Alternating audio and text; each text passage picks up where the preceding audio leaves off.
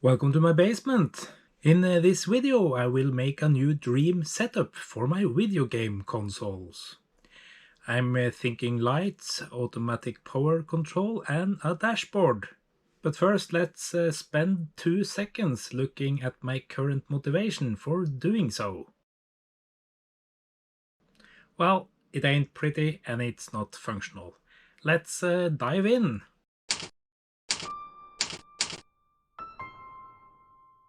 So the idea is to be able to turn on the section containing the console that I want to play. The design is quite simple. I will implement a dashboard that I can run on my laptop to control the entire setup. This dashboard will automatically issue commands to turn on the power and the light to the selected section. Our Raspberry Pi Pico W will listen for commands to turn the light on or off in the specified section. So let's simulate. My high-end laptop issues a command to power up the section containing my Super Nintendo. The Pico receives the command and immediately communicates with the Neopixels in question to light up the correct section. We will get back to how I control the power to the consoles themselves a bit later. And ahoy! The section with my Super Nintendo is lit up. I disclosed the idea that I needed one Kallax room divider or shelf to my wife to, sell in the idea before it got too far, on which she responded, "We already have 2 in our wardrobe, could one of them work?" Yeah.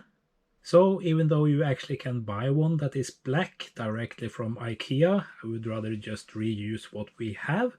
Thus, it was painting time. And in a jiffy, we had put on 3 coats of paint. So I think I have prepared all the parts I need. This should be enough Neopixel LED strips to light up all 8 shelves. So yeah, what remains is to solder them together in the correct distance and hook them up to power and a Raspberry Pi and see if I can control them. So in theory the wiring is extremely simple. On the back side of the Pico you can see the naming of the pins. You hook up power to VSys and ground to power the Pico, and then we are going to use GPIO 0, which is the upper one here, to send the signal to the Neopixel lights. So yeah, we have hooked up power to VSys and ground, the white wire, and then the green signal wire to GPIO 0, and yeah, that should be it. I'll try to get some code onto this Pico and see if we can light up this strip at least to begin with, and then we will add more strips and see if we can get the code working. Okay, so doing a small test before I solder on the 7 sections that will follow this one. The idea is that when the Raspberry Pi powers on for the first time, it will light up one section at a time to show that everything is working.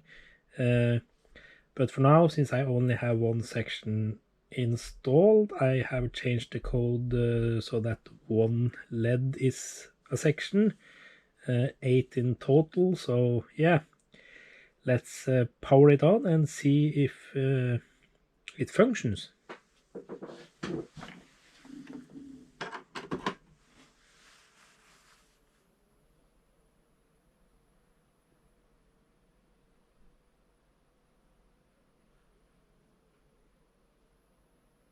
Yep, it powered on all sections. So yeah, let's continue soldering. At this point I have soldered all 8 sections of Neopixels together, mounted them to the Kallax shelves, and created a plexiglass backplate with the needed holes for the wires.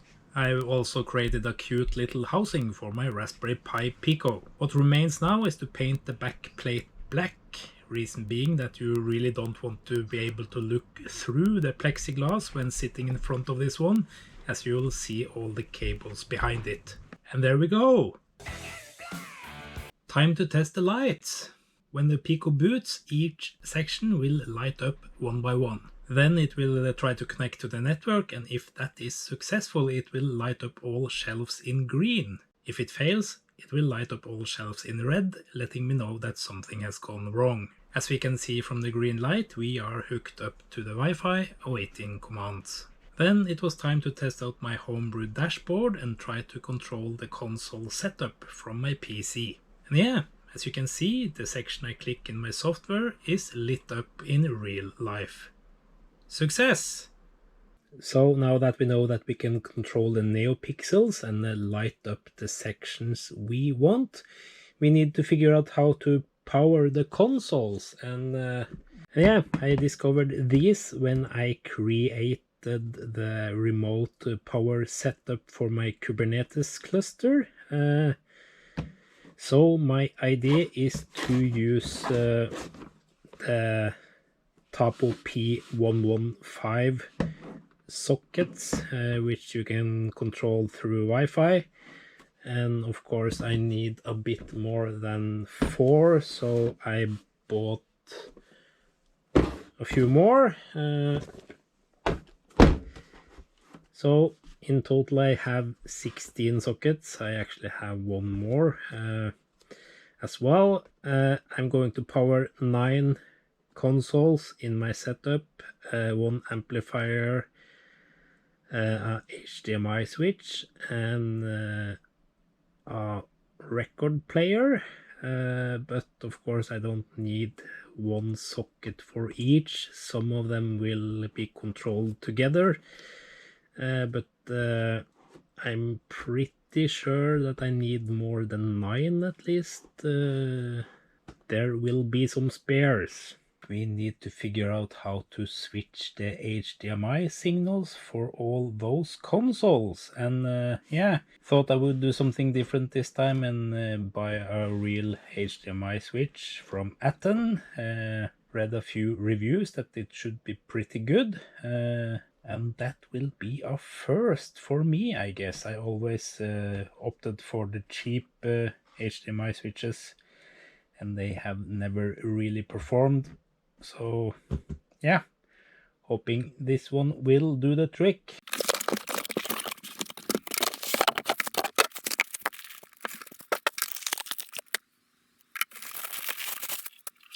And this is it.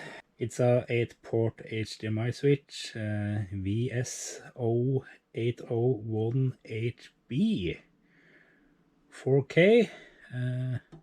Not that I need that for all my old consoles, but it might be repurposed at some point, so yeah.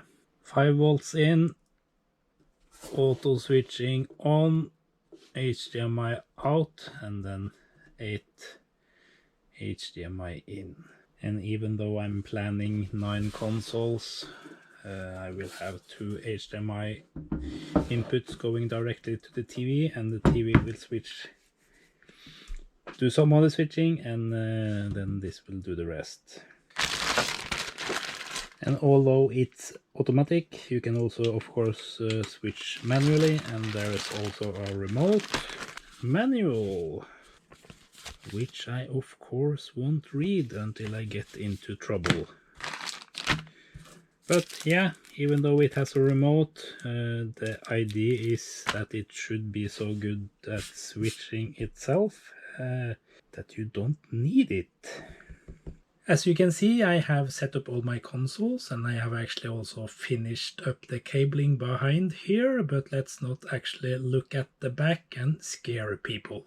We will instead display the theory behind it, and once you see the amount of stuff, you'll probably understand that although organized, it could give certain people the nightmare. I'll disclose one piece of information though, and that is that everything is mounted on the back using heavy-duty double-sided tape and strips.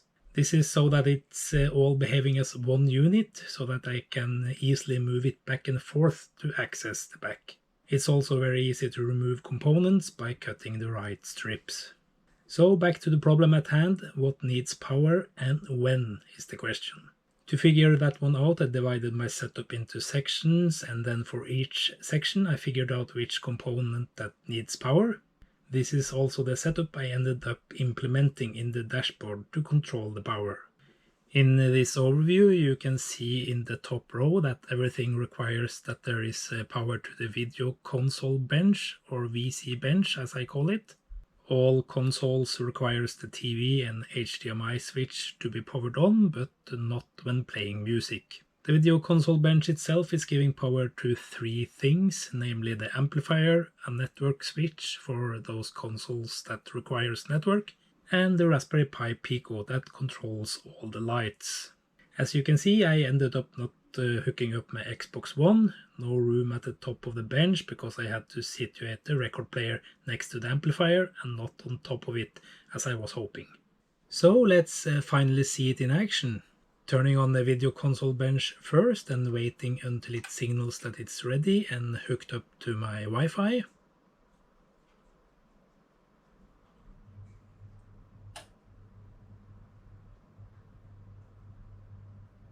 There we go. Then selecting the Xbox 360, which will power on the TV, the HDMI switch and the console itself.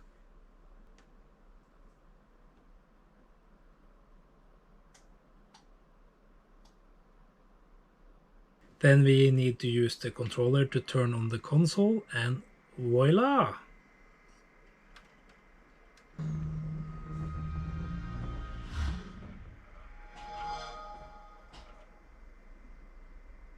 I've finally built the video console setup of my dreams. Everything hooked up and easily powered on.